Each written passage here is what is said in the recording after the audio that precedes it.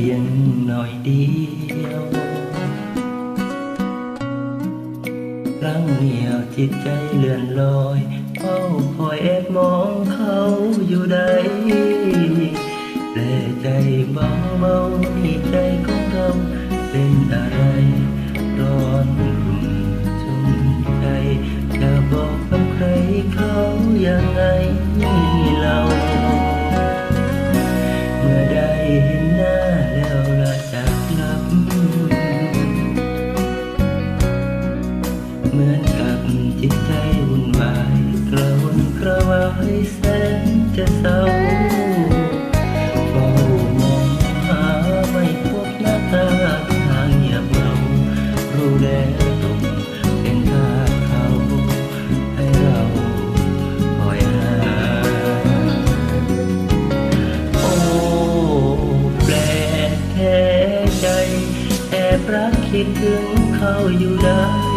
ตัดสินใจอยากพบเห็นหน้าร้อนรุ่นช่วงใน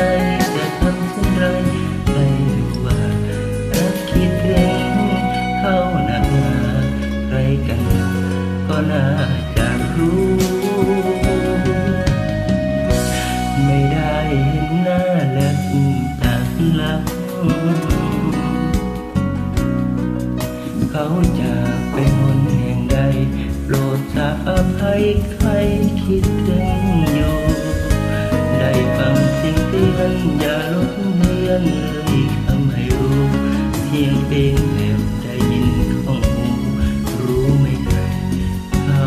คิดถึงร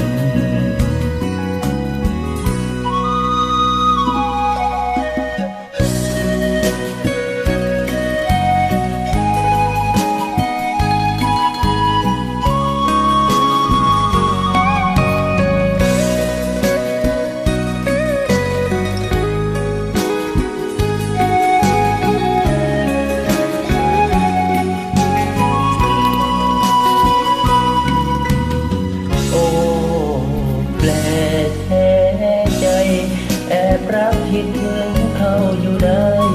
ตัดสินใจอยากพบเห็นหน้าร้อนรุ่งช่วงในจะทำเช่นใดให้เขารู้ว่ารักคิดถึงเขาหนักหนาใครกันหนักก็น่าจะรู้ไม่ได้เห็นหน้าและลาจากนักเขาจะเป็นคนแห่งใด